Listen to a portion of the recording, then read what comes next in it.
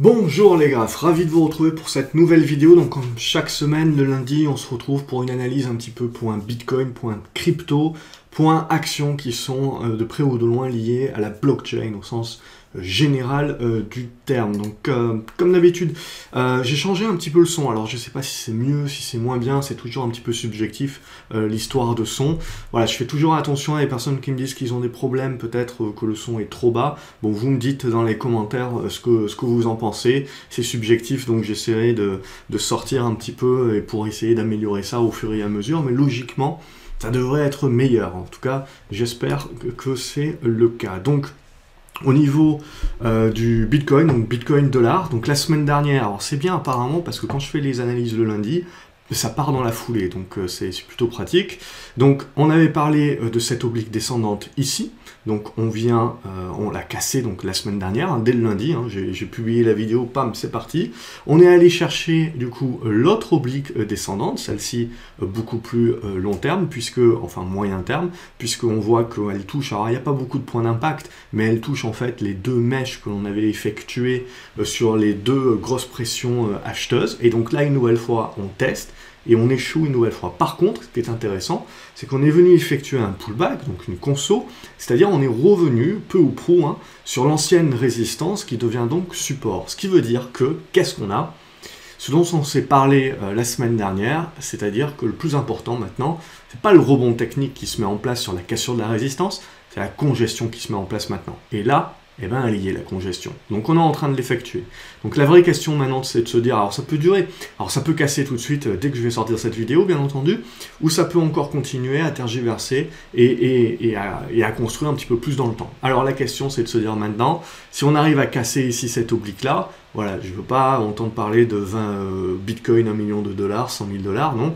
Tout ça, il va falloir procéder par étapes, mais ça sera une bonne première étape pour venir rechercher en fait ce niveau des 9000 dollars. Hein. La semaine dernière, on s'en était déjà parlé, on avait dit, voilà, derrière pour moi c'est la zone des 9000, 10 000 dollars qui est vraiment la zone pivot à moyen long terme. Donc c'est la zone que l'on visera si on arrive à sortir, on voit, par le haut de cette phase de congestion. Si on n'y arrive pas, eh bien, tant qu'on tient cette zone des 7600 dollars, ben, on reste positif, on va rester dans la construction d'une congestion. Donc c'est juste qu'on aura une certaine neutralisation qui s'effectuera dans cette zone-là. Et si on recasse par le bas, ben, bien entendu, ben, ça sera qu'un rebond technique dans une tendance globale moyen terme qui reste baissière. Donc tout sera à refaire. Mais pour le moment, voilà, l'idée c'est de se dire là, dans cette congestion-là, on reste positif plutôt sur la cassure à la hausse et on vise les 9000 dollars. Et après, on verra comment ça va continuer de construire. Au niveau du Bitcoin euro, c'est exactement la même chose. Donc on a cassé par le haut, on est en train de congestionner à nouveau. On peut donner une seconde poussée et on voit que cette seconde poussée, elle devrait nous amener vers la zone des 8000 euros. Alors, ça sera une zone de résistance intermédiaire, alors 8000 euros, 8200 euros, ça sera une zone de résistance intermédiaire qui potentiellement donnera également une autre congestion. On en reparlera, mais du coup, ça va devenir très intéressant ce qui va se construire sur la suite des opérations. À moins, bien entendu, comme je vous l'ai dit, que le scénario s'inverse complètement et casse les supports. Tiens, j'ai pas rapidement vu, bon, les volumes sont pas non plus pharaoniques, hein. Donc on est sur un bon mouvement, mais ça serait bien que sur la cassure ici, ça s'accompagne quand même de plus gros volumes. Sinon, bah, comme je vous l'ai dit, de toute façon, c'est 9000, 10 000 dollars, vraiment les gros blocs avant de pouvoir parler d'une inversion de la tendance à long terme. Et tant que ce n'est pas le cas, bon, ça sera un très beau rebond, mais il faut considérer que ça va construire et ça va congestionner certainement encore à moyen terme avant de pouvoir valider certaines choses. Et la faiblesse des volumes, là, me fait dire qu'en effet, c'est plutôt ce scénario-là qu'il faut privilégier. Donc, une tentative de cassure par le haut qui nous amènerait sur les 9000 dollars, mais certainement, là, ça bloquerait à ce moment-là. Alors, il y a encore une division, un fork qui doit arriver, donc à voir comment ça réagit par rapport à ces niveaux-là. Bon, toujours est-il qu'on reste positif, hein, mais l'idée, voilà, c'est de se dire, c'est toujours pareil, c'est votre horizon de placement. Donc là, on est dans la continuité d'être positif haussier à court terme, revenir sur des niveaux de résistance moyen terme, et ensuite, il faudra voir, est-ce qu'on est capable de passer cette zone des 9000, cette zone des 10 000, très certainement pas sans une consolidation intermédiaire, une congestion et une construction qui peut prendre plus ou moins de temps. Voilà, ça c'est pour donc l'idée globale de dire que voilà, je pense qu'il ne faut pas se précipiter. Là, il y a le mouvement qui peut encore donner le second étage, mais avant de redevenir positif haussier à long terme et de redevenir euphorique, c'est pas encore le moment à mon sens. Voilà, donc si vous avez apprécié ces vidéos, n'hésitez pas à laisser un pouce en l'air, ça fait toujours plaisir, à la partager également, et puis à vous abonner à la chaîne, comme ça vous ne loupez rien, et vous ne loupez pas également les autres vidéos qui vous servent de conseils également, puisque sur le Bitcoin ou ailleurs, on est purement sur de l'analyse graphique, technique, qui plus est, sur les cryptos. Donc derrière, on va faire un petit tour sur les autres cryptos. N'hésitez pas également dans les commentaires, s'il y a des cryptos dont je ne parle pas assez ou dont je ne parle pas du tout, n'hésitez pas à me les donner. J'essaierai de les intégrer si elles sont reconnues par ma plateforme, bien entendu, et si je trouve que voilà, c'est pas non plus ultra spéculatif. Avec très peu de volume. Bon, il y en a quand même pas mal qui sont ultra spéculatives avec peu de volume, mais voilà, l'idée, voilà, c'est j'essaierai d'inclure autant que faire se peut. Donc, au niveau du BAT, c'est la même chose que la semaine dernière, je ne vais pas répéter ce qu'on a dit la semaine dernière, on observe le dépassement de cette zone des 19,80, allez, 20, et ce dépassement-là permettra de mettre en place le retournement de moyen terme. Au niveau du Binance Coin, pour l'instant, il ne se retourne pas par rapport au Bitcoin. Il y aura quelque chose à se mettre sous la dent, c'est à peu près pareil, c'est ce niveau des 20-21 pour le niveau du Binance Coin. Alors je vous passe les centimes de centimes de centimes, hein. Je vais directement à l'essentiel. Au niveau du Bitcoin Cash, là on le voit, c'est en train de bien se retourner. On est bien arrivé sur notre résistance oblique, hein, qui est en train d'être testée. Donc là, la cassée, ça validerait la mise en place, là aussi, d'un retournement de moyen terme. Donc on voit, au niveau des cryptos, également, c'est en train de bien se retourner. Au niveau du Cardano, également, on le voit, on a une belle congestion. La cassure ici, vous le voyez, des 390, ça devrait pouvoir activer le retournement pour revenir, comme on s'est dit la semaine dernière, sur des niveaux de moyen terme. Donc il ne faut pas parler encore de retournement long terme, comme on l'a vu sur le Bitcoin. On a encore très certainement la possibilité de casser ces niveaux de congestion par le haut, et donc d'aller chercher plus haut, que ce soit sur le Bitcoin, que ce soit sur d'autres cryptos. Mais derrière, voilà, il y aura très certainement une phase de construction et de congestion avant de pouvoir parler de retournement aussi. On aura à long terme. On aura l'occasion d'en reparler de façon au fur et à mesure de ces vidéos hebdomadaires. Donc là, l'idée, voilà, c'est ici de jouer la cassure et puis de viser une première zone, on voit sur les 425, et puis pourquoi pas viser les 450. Au niveau du Cosmos, il continue à plutôt bien se maintenir, donc on va rester positif tant qu'on tient la zone là à moyen terme, on va dire des 360, et à plus court terme au niveau des 3,95, et il va falloir redépasser, vous le voyez, cette zone des 4,45 pour relancer un petit peu la dynamique. Au niveau du Digital Cash, c'est reparti également comme en 40. On voit tout de suite la cassure qui s'est mise en place dans la foulée de la vidéo, hein. Bam, vous avez la cassure donc qui se confirme. Derrière, on a la congestion. Et là, derrière, on a ce que j'appelle le second effet qui se coule, c'est-à-dire la deuxième poussée.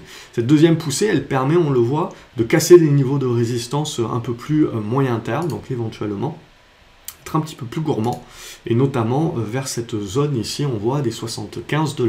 Après quoi, il devrait y avoir une phase de consolidation et de construction de figures. C'est ça qui nous intéresse surtout en tant que trader de moyen long terme sur la plupart des cryptos et sur le Bitcoin. C'est que la poussée se fasse là, c'est très bien. C'était bien anticipé, c'est parfait. Mais derrière, ce qui va surtout nous intéresser pour retourner la tendance à plus long terme, c'est la construction qui va se mettre en place. Au niveau de l'EOS, ça suit, hein, on est en train là aussi d'arriver sur les niveaux de résistance de moyen terme, donc éventuellement ça devrait buter sur cette zone, consolider, et là on aura une congestion à observer. Et évidemment, il faudra casser ces niveaux. Alors le gros niveau là, c'est les 3,60 $, hein, pour les casser, pour revenir éventuellement sur les 4,10 $. Et là, on commencera à parler de retournement moyen terme aussi également. Ethereum, c'est la même chose, il est un peu plus en retrait, l'Ethereum, on voit. Bon, lui aussi, la capacité éventuellement d'aller chercher plus haut, notamment cette zone des 155, 160 $, pour commencer là aussi à matérialiser, à continuer son rebond. Et derrière, on verra matérialiser là aussi un retournement. Au niveau de l'Ethereum classique, lui, on voit par contre, il a poussé beaucoup plus fort que l'Ethereum j'allais dire l'Ethereum classique, mais l'Ethereum tout court. Et donc là, on voit qu'on est d'ores et déjà repassé au-dessus de cette zone des 5,40 $. Alors ce qui nous intéresse là, c'est qu'on voit on est venu chercher ce niveau ici de résistance des 5,90 $. On est en train là de consolider, mais c'est pas méchant, et donc moins les consolidations vont être fortes, c'est pour ça que je vous dis ça va être très intéressant de voir les consolidations, parce que moins les consolidations vont être fortes, plus ça veut dire que le mouvement est puissant.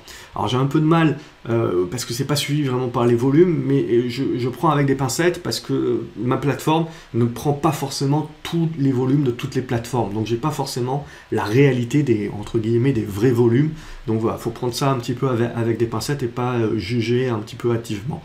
Sinon, on voit que cette zone-là des 4,80 $, c'est une bonne zone de soutien dorénavant pour l'Ethereum classique. Avant de faire le Grayscale et compagnie, on va continuer sur les cryptos. Donc Horizon, on voit qu'il continue. Donc on a réussi à casser ici par le haut. On fait là le pullback consolidation sur l'ancienne résistance horizontale qui devient support dorénavant sur les 7,30 $. Et là, on est en continuation haussière.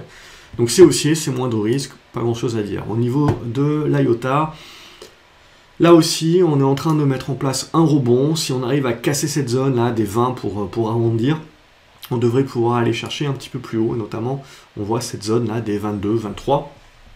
Et derrière, ça sera la même chose. On butera certainement sur cette zone-là. Alors après, ça peut peut-être spéculer jusqu'au 25, pourquoi pas. Mais toujours est-il que voilà, il faut plutôt anticiper le fait que ça butera sur cette zone-là et que ça commencera à construire. Au niveau de Litecoin, en tout cas, je préférerais que ça fasse comme ça, qu'on ait des poussées et que ça consolide derrière, parce que c'est vraiment ça qui va permettre en fait de construire des retournements durables, donc long terme. Si vous avez une poussée qui casse tout d'un coup, ça me gêne toujours un petit peu, parce que derrière, pour construire et pour congestionner, si ça prend très peu de temps, on est vraiment sur un mouvement spéculatif sur lequel, en tant que moyen long-termiste, on est un peu plus sur la réserve. Je préfère toujours quand ça met du temps à se construire. Au niveau du Litecoin, c'est donc là aussi pareil, boum, on est en train de mettre en place le rebond, de passer déjà des premiers niveaux de résistance intéressants. Donc là aussi, on est en mode rebond. Je pense qu'on peut aller chercher plus haut là-dessus aussi. 57 $, et éventuellement, je serais même à aller jusqu'aux 63 $.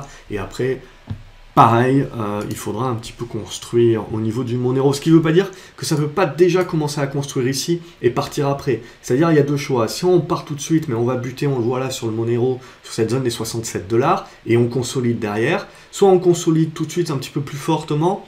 C'est pas le scénario que je privilégie, mais c'est possible.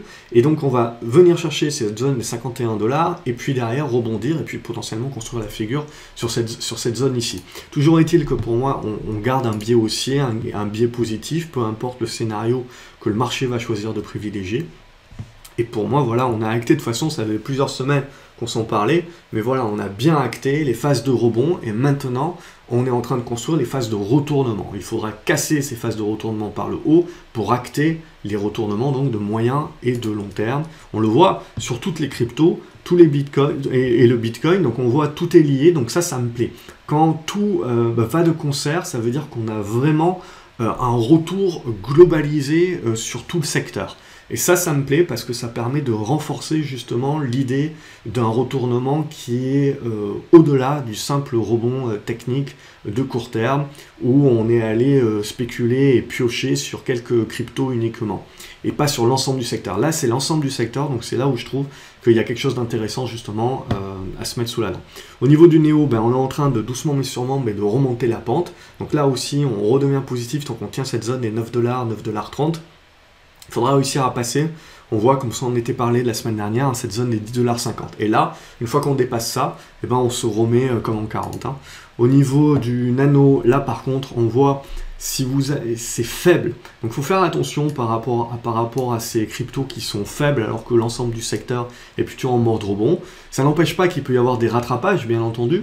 Mais là, pour l'instant, tant que vous ne dépassez pas la zone des 70, 0,70, c'est dommage que de s'engouffrer là-dedans. Donc on se met une alerte à la limite. Dès que ça dépasse les 0,70, elle mettra en place son rattrapage. Au niveau du OmiseGo ou OMG, peu importe. Voilà, le scénario est toujours le même. On voit qu'on est toujours en train de construire. Pour l'instant, c'est un petit peu mou, mais c'est toujours pareil. Et c'est libérer cette zone. On voit ce que je vous avais tracé ici. Voilà, ça peut éventuellement aller chercher d'abord cette zone des 85 centimes de dollars, aller chercher jusqu'au 1 dollar en mode spécu, et derrière ça aura besoin de consolider. Mais là pareil, éventuellement le premier boost à jouer. Au niveau du Qtum, c'est exactement la même chose. On voit il y a quelques cryptos qui sont encore un petit peu en retrait. Alors pourquoi pas jouer cet effet de rattrapage, mais attention quand même, il convient de plus privilégier celles qui sont déjà bien en tendance et de se mettre des alertes sur celles-ci pour éventuellement jouer la spécu. Donc là c'est pareil, celle-ci, si elle dépasse les 1,83, 1,95, on voit qu'on peut avoir une spécu jusqu'au 2,8 à 2,20, c'est-à-dire cette oblique baissière de moyen terme, donc qui sera le gros de la résistance et qui derrière fera certainement une consolidation. Au niveau de Ripple XRP, celle-ci, elle va partir. Alors, j'ai pas de certitude, bien entendu, c'est une conviction personnelle, c'est le marché qui va décider, mais celle-ci, voilà, je pense que, en gros, là, vous le voyez, il y a une belle congestion sous l'oblique, donc il n'y a plus qu'à faucon, entre guillemets. Donc une fois qu'on aura cassé cette zone des 22,50, confirmé avec les 23,50, je pense qu'on peut viser, dans un premier temps, cette zone des 26 centimes de dollars. Si la spéculation s'en prend réellement, pourquoi pas aller jusqu'au 29, et après ça aura besoin de souffler bien entendu et de construire, comme tout le monde, pour qu'on puisse commencer à parler de retournement de moyen terme. Bref, je vais éviter de me répéter, vous avez compris la chanson. Au niveau du Stellar, c'est exactement la même chose, on voit même type de congestion à peu près que sur le Ripple XRP. Et là, c'est la même chose, si on arrive à déborder cette zone-là, ce qui devrait se faire, en règle générale, ça se fait plutôt bien, on devrait pouvoir revenir vers cette zone des 570, 600 pour arrondir, 0,006 dollars. Et là, pareil, ça serait plutôt une spécu court terme et qui aurait besoin derrière de souffler et de construire avant qu'on puisse dire quelque chose à plus moyen terme. Au niveau du Tezos, là par contre, c'est un petit peu faibli, ça reste au-dessus du support oblique, donc ça reste positif. Le gros morceau toujours à passer, ça sera le jour où ça passera les 2 dollars. Et au niveau du Tronix, là aussi c'est en train de mettre en place le rebond technique qui devrait pouvoir aller chercher donc un second effet qui se coule sur débordement des 15-15, donc Marignan. Et l'idée c'est d'aller chercher, vous voyez, cette zone des 17,75. Allez, pour pas dire 17,80 dans cette zone-là. Donc on va passer de Marignan à Napoléon, quoi. Au niveau de 1800 et les poussières. Ok, donc Waves. Là aussi, il y a une bonne congestion. Vous voyez, le rebond se fait boum, on bute sur la résistance, on congestionne, donc on construit. Et donc derrière, cette construction, allez, schématiquement, on va construire dans cette zone-là. Et le jour où on arrive à rebreaker par le haut cette congestion en cours, ben c'est là où on valide le retournement de moyen terme. Donc potentiellement, c'est ce que Waze est en train de mettre en place pour le moment, donc ça reste tout à fait positif. Au niveau du Zcash, même chose, premier rebond ici, congestion, bam, deuxième cassure, on continue le mouvement, et bon, là, on va certainement venir, on voit, vers cette zone des 38 dollars à 42 dollars. Et derrière, ça aura besoin de consolider un petit peu plus fortement. Voilà, vous avez compris l'idée. En gros, c'est pour tout le monde pareil. Au niveau des actions, c'est exactement la même chose. Vous avez des congestions intermédiaires qui se mettent en place. Alors certainement, si les scénarios positifs dont on a parlé se mettent réellement en place, on a ce second effet qui se coule qui peut arriver. Donc cette seconde poussée haussière, sur Bitcoin Group, qui est coté en Allemagne également, éventuellement, pour viser cette zone des 31, 32 dollars. Au niveau des autres valeurs que je suis, là c'est aux US, donc c'est Riot. Donc vous voyez Riot Blockchain, on en avait parlé la semaine dernière également. Il y a la poussée qui s'est mise en place directement, et là la congestion. Donc ça c'est toujours ce qui m'intéresse pour éviter de trop anticiper. Là on a la congestion, donc les probabilités sont favorables qu'on ait une poursuite justement de la spéculation, pourquoi pas vers ce niveau des 1,80 $. Et ça me plaît plutôt pas mal. Ça reste spéculatif bien entendu. Taille de position à adapter, c'est toujours la même chose. Il y a beaucoup de personnes qui me parlent de ce truc-là, Strategic Finance. Moi, ça me plaît vraiment très très moyen. C'est très très spéculatif. C'est au centime d'euros près. C'est coté en Allemagne aussi, je crois. Ouais, c'est ça, à Francfort. Mais voilà, pour moi, il n'y a pas grand-chose là-dessus. Ça me plaît moyen. Donc je préfère voilà, des Riot. Alors ça reste du spéculatif, mais vous avez Riot, vous avez Marathon, un petit peu plus haut que j'ai loupé. Voilà, et l'idée, voilà, c'est la même. C'est pour Riot, on voit, elle est plus en retrait que Pour Marathon, pardon, elle est plus en retrait que Riot. Elle n'a pas encore donné de signal. Et donc Marathon, c'est exactement la même chose que je vous avais dit les semaines précédentes. Moi, j'attends qu'il y ait déjà le rebond qui se mette en place, qu'on revienne au-dessus, on le voit, des 1,20, 1,30 $, qu'on commence à congestionner, à construire. Et là, on peut commencer à rentrer, même si ça reste spéculatif, avec des probabilités un petit peu supérieures de succès. Et au niveau français, donc côté sur Euronext, toujours Blockchain Group, qui n'a pas réussi à passer les 34 centimes d'euros, cette semaine, donc pour l'instant on n'y arrive toujours pas, et voilà, faut tenir les 29, sinon on consolidera un petit peu plus fort, allez, pourquoi pas sur les 25, mais bon, après, tout dépend de l'horizon de placement. À moyen long terme, je serais tenté de rester très positif sur la valeur, qui reste une valeur spéculative, bien entendu, tant qu'on est au-dessus des 26 centimes d'euros. À plus court terme, je dirais 28 centimes d'euros, 29 centimes d'euros, et puis toujours ce gros morceau à faire péter, les 35 centimes d'euros pour vraiment lâcher les chevaux. Voilà, j'espère que cette vidéo vous a plu. J'essaierai de faire plus court, mais je pense que c'est important de bien justement décrire les phases qui se mettent en place et de bien comprendre que voilà, la bourse, c'est pas tout qui explose en haut, puis tout qui pète en bas. Non, il y a toujours des phases et des phases de construction, et c'est très important de comprendre pour éviter voilà, de sauter sur tout ce qui bouge et d'être impatient. Donc ça, c'est la règle numéro 1. Voilà, j'espère que cette vidéo vous a plu.